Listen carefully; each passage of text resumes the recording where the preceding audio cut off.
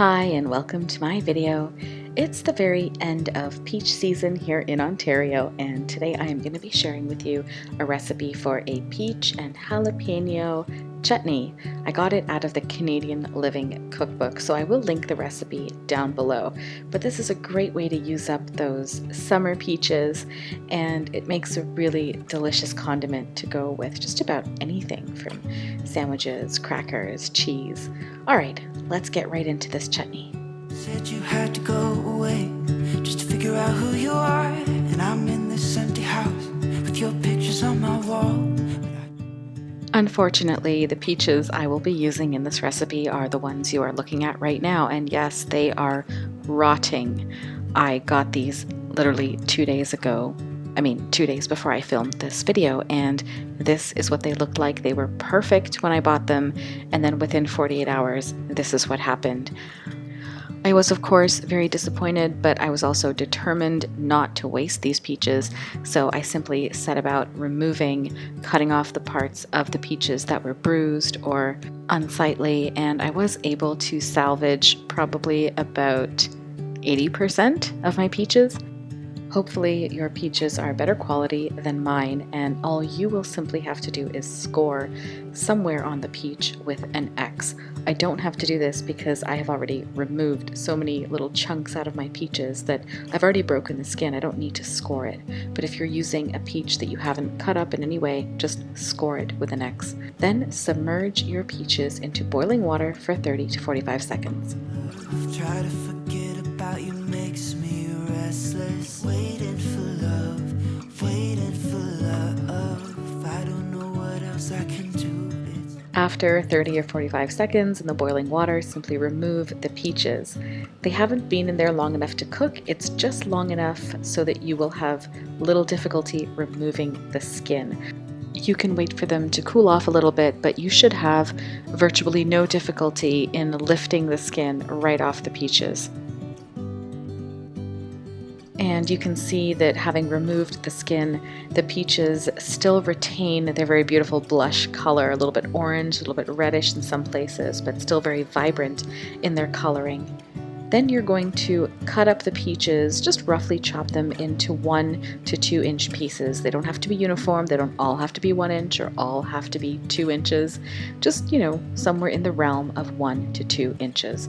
The best way is to slice along the equator of the peach, separate the two halves, pull out the stone, and then chop them up.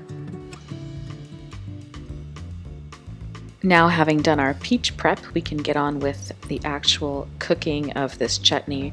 So we're going to add some oil to a large stock pot, heat it up, add a bit of chopped onion, some minced ginger, and some minced jalapeno. The ginger and the jalapeno should be approximately the same size. Then you want to combine all of these ingredients and cook them together for about 10 minutes. Just do a little dance while you're waiting, shake your booty a little bit if you want to, but cook this down for 10 minutes until the onions are nice and soft. Next, it's time to add a couple of spices, just two, some coriander powder and cinnamon powder. And after that, a little bit of, a lot of sugar.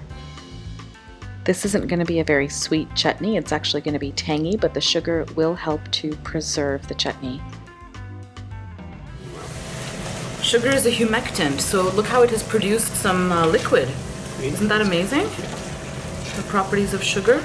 So fascinating, no? Super. I'm such a nerd. Then it's time to add your chopped peaches and combine the ingredients once more.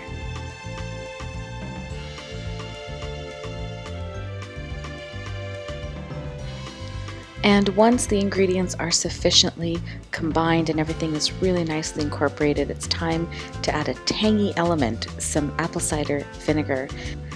Give that a stir into the peaches, and we're going to keep balancing with a little bit of salt and pepper. And it's completely fine to taste as you go. In fact, you should taste as you go to see if you want to adjust any of the flavors. But once you're happy, cover it up and cook this for 5 minutes. We're at the last step now, and that is to add a little bit of cornstarch that is dissolved in water. This is going to thicken the chutney and give it a kind of shiny, glassy look, similar to a jam or a marmalade. And once your chutney has achieved that thick, shiny look, it's done. You can transfer some of it to a larger dish to allow it to cool off more easily, but that's it. You want to let it come down to room temperature as much as possible before bottling it up in any kind of storage jar. I, of course, because I'm impatient, did not wait for it to cool completely. I actually only did that for the shot. After we finished filming, I opened it up again and let it cool properly. What I like most about this week's recipe is that it uses summer produce with the flavors of fall.